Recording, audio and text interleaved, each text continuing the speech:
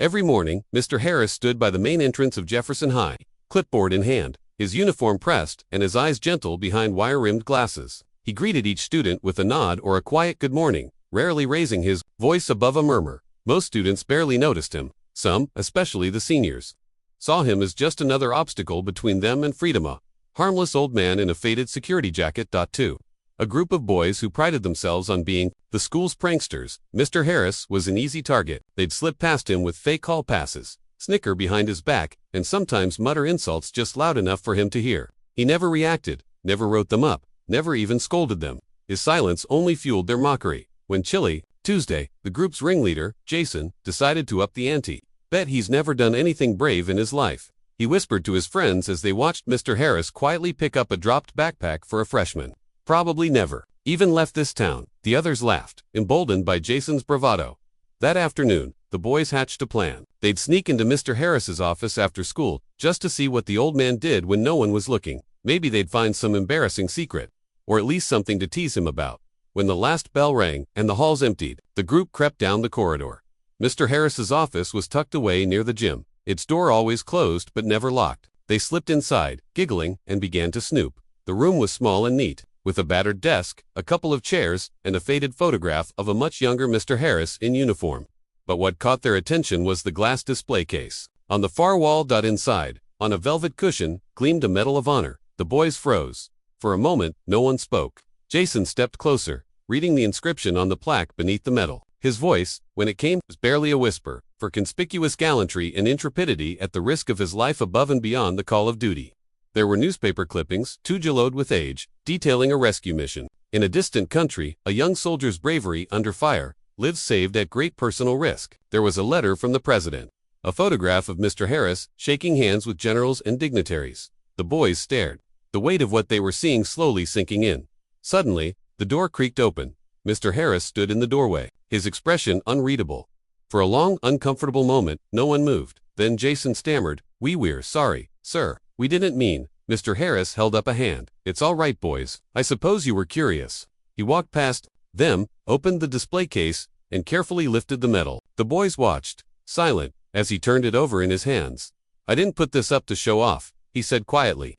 "I keep it here to remind myself and anyone who cares to look that bravery isn't about being loud or strong. Sometimes, it's about doing the right thing when no one's watching." He set the medal back in its place and closed the case. The boys shuffled their feet, unsure of what to say. The room felt different, now heavier, more sacred.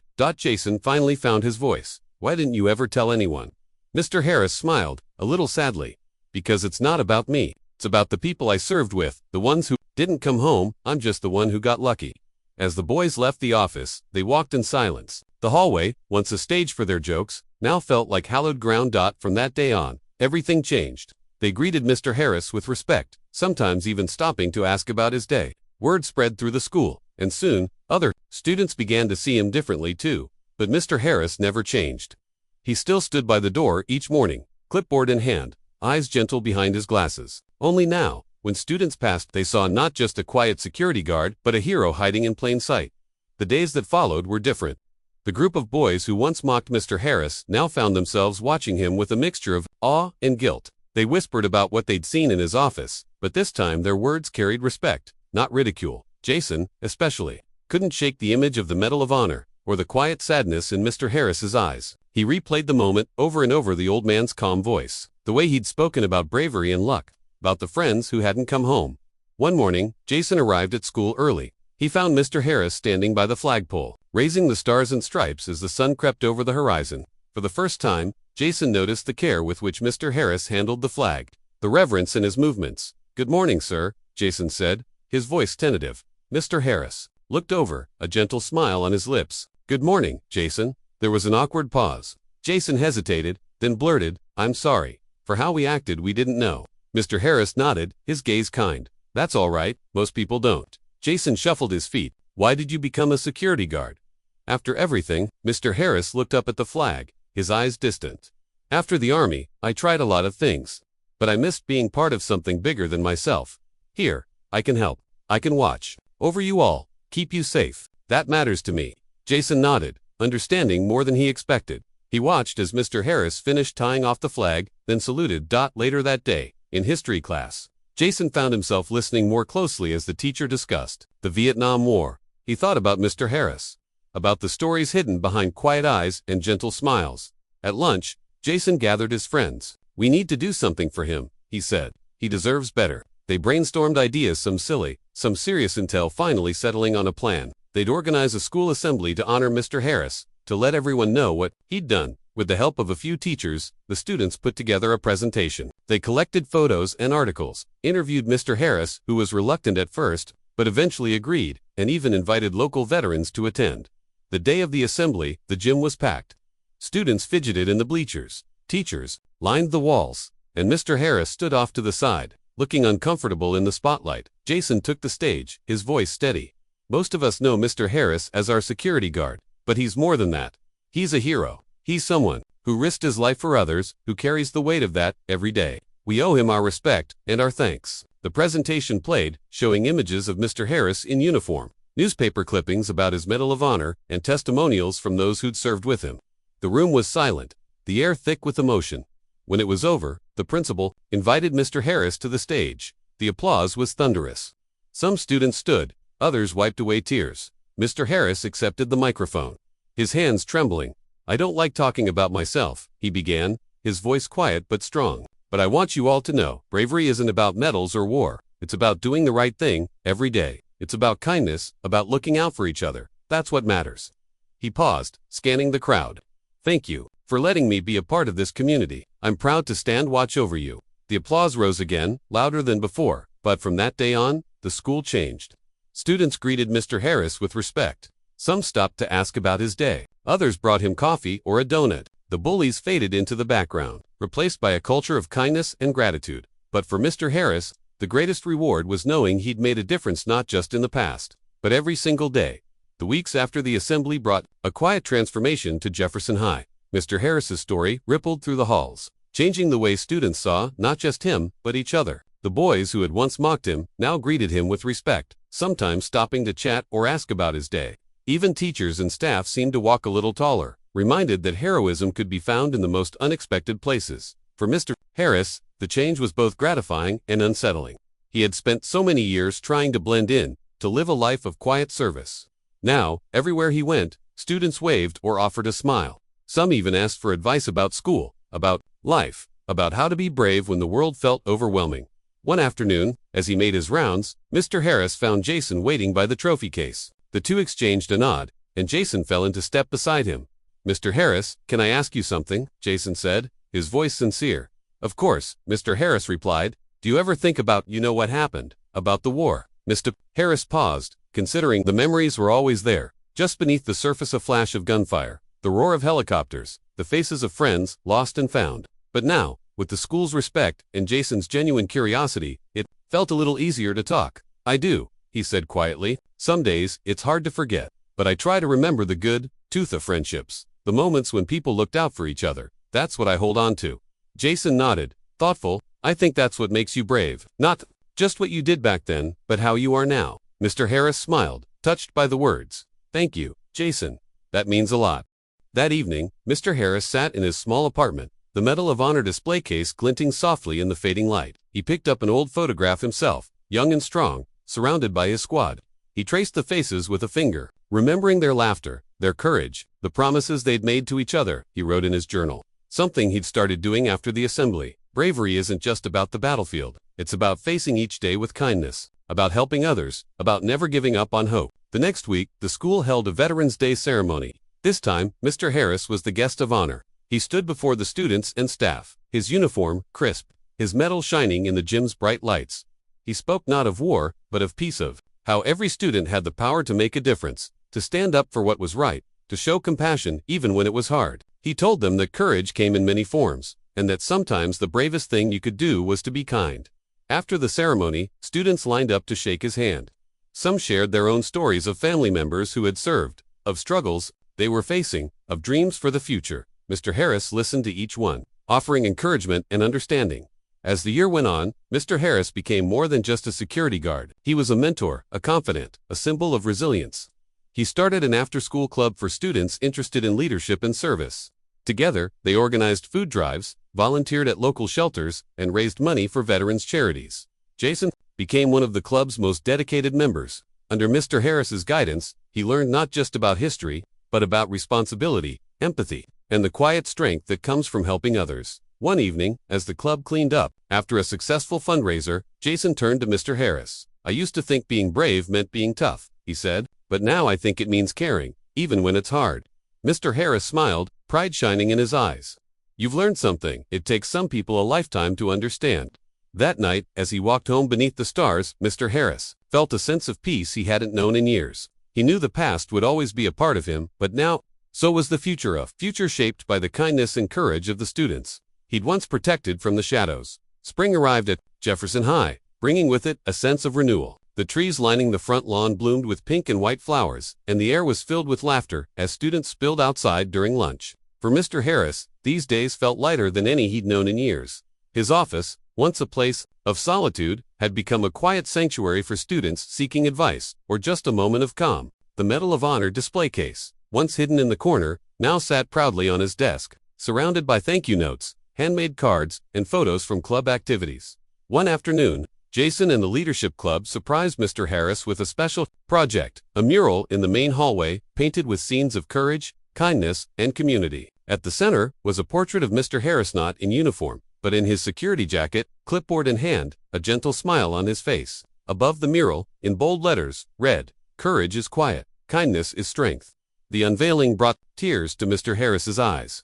He thanked the students, his voice thick with emotion. "You've given me more than I could ever give you," he said. "You've reminded me that every day is a chance to make a difference, no matter how small." As graduation approached, the school buzzed with excitement. Seniors prepared for their futures, teachers reflected on the year, and Mr. Harris found himself at the center of it all. He was invited to give a speech at the commencement ceremony, a request that both honored and humbled him. On graduation day, the gymnasium was packed.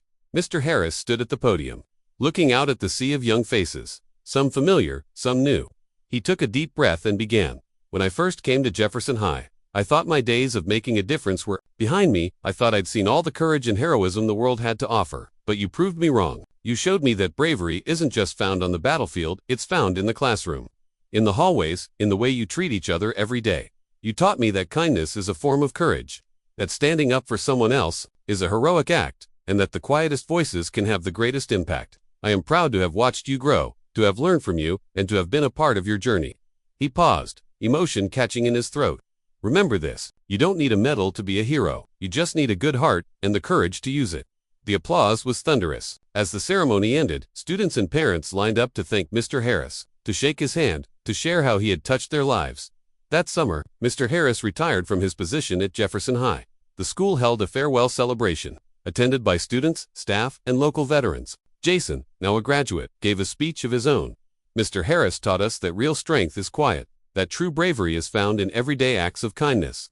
He showed us that everyone has a story, and that respect is the greatest gift we can give each other." The room erupted in applause as Mr. Harris accepted a plaque commemorating his years of service. Tears glistened in his eyes as he looked around at the faces young and old, friends and strangers who had become his community. In retirement, Mr. Harris continued to serve. He volunteered at the local Veterans Center, mentored young people, and spoke at schools about courage, compassion, and the importance of honoring every story. His days were filled with purpose, his heart lighter than it had been in years. One autumn afternoon, as he walked through the halls of Jefferson High to visit the mural, he paused before his portrait. He smiled, remembering the journey that had brought him here, the hardships, the lessons, the moments of grace. He thought of the students who had once mocked him, now grown and scattered, carrying his lessons into the wider world. He thought of Jason, who still called from college to ask for advice, and of the countless lives he had touched without ever seeking recognition. As the sun set, casting golden light through the windows, Mr. Harris stood quietly before the mural. He placed his hand over his heart, feeling the weight of the medal, the warmth of gratitude, and the peace that comes from a life well lived. He knew that courage could be quiet, that kindness could be strength, and that even the humblest among us could be heroes. And with that, he turned and walked into the evening, ready for whatever tomorrow might bring.